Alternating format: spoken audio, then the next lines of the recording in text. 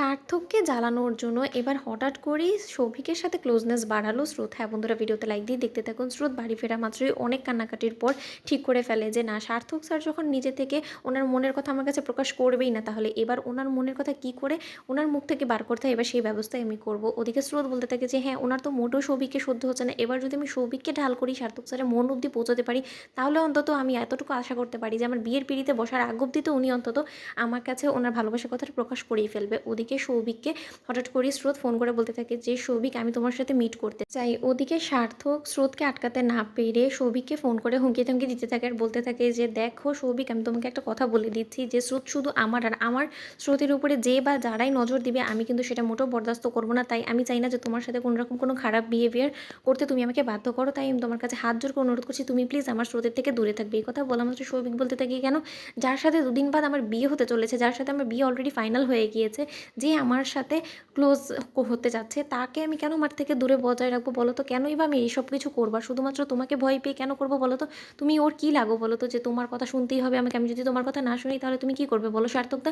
তখন সার্থক বলতে থাকে যে একদম মুখে মুখে আমার সাথে তর্ক করবি না, তোকে আমি যেটা করতে বলেছি তুই সেটাই করবি, তুই স্রোতের কাছ থেকে দূরত্ব বজায় রাখবি। এই কথা বলা মাত্র সৌভিক বলতে থাকে যে আমাকে না হয় স্রোতের কাছ থেকে দূরত্ব বজায় রাখার কথা বলে আমাকে রাজি করাতে পারলে, কিন্তু স্রোতকে কী করে বলবে বলো তো?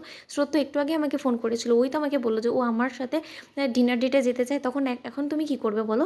স্রোতকে নিশ্চয়ই তুমি থামাতে পারবে না। এই কথা বলা মাত্র সার্থক বলতে থাকে তুই নিশ্চয়ই এটা মিথ্যে কথা বলছিস, বানিয়ে বানিয়ে, তাই না? স্রোত কোনোদিনও তোকে এই কথাটা বলবে না। এই কথা বলা মাত্র সৌভিক বলতে থাকে যে আমার ফোনে রেকর্ডিং আছে, আমি চাইলে তোমাকে শোনাতেও পারবো সার্থকদা।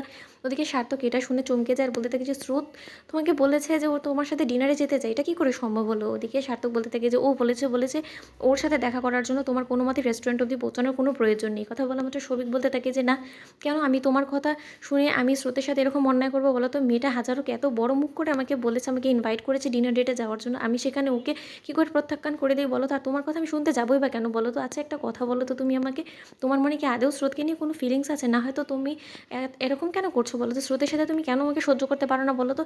দেখো সার্থকদা, আমি তোমাকে একটা কথা বলে দিচ্ছি, এখন যখন স্রোতের সাথে আমার বিয়েটা ঠিক হয়ে গিয়েছে, এটা স্বাভাবিক যে আমরা একে অপরের সাথে কিছুটা টাইম স্পেন্ড করতেই পারি, আর সেটা আমাদের অধিকারও আছে। তাই আমি তোমাকে বলে দিচ্ছি, তুমি বারবার করে আমাদের মাঝখানে ইন্টারফেয়ার করার চেষ্টা করো না প্লিজ। যেখানে কিনা পাত্রপাত্রী রাজি, সেখানে তুমি কেন কাবাব মে হাড্ডি হচ্ছে বলো তো? এই কথা বলা মতো সার্থক বলতে থাকে যে একদম আমাকে জ্ঞান দেওয়ার চেষ্টা করবি না সৌভিক, আমি তোকে বারবার করে বারণ করে দিচ্ছি, তুই আমার স্রোতের থেকে দূরে থাক। তখন সৌভিক বলতে থাকে যে তোমার স্রোত তুমি কী বলছো তখন থেকে বলো তো? আমার তো কিছুই মাথায় ঢুকছে না। স্রোতের সাথে কি তোমার আগে অতীতে কোনো প্রেম এর সম্পর্ক ছিল যে যার ফলে তুমি এরকম করে অধিকার ফলাচ্ছ ওর উপরে? তোমার কিসের এত অধিকার ওর উপরে? শোনো একটা কথা আমি বলে দিচ্ছি, যে কিছুদিনের মধ্যে ও আমার স্ত্রী হতে চলেছে, তাই তোমার দাদাগিরি আমি মোটেও সহ্য করবো না সার্থকদা। তো বন্ধুরা, ভিডিওটি ভালো লেগে থাকলে লাইক কমেন্ট শেয়ার করে সাবস্ক্রাইব করতে পারো না।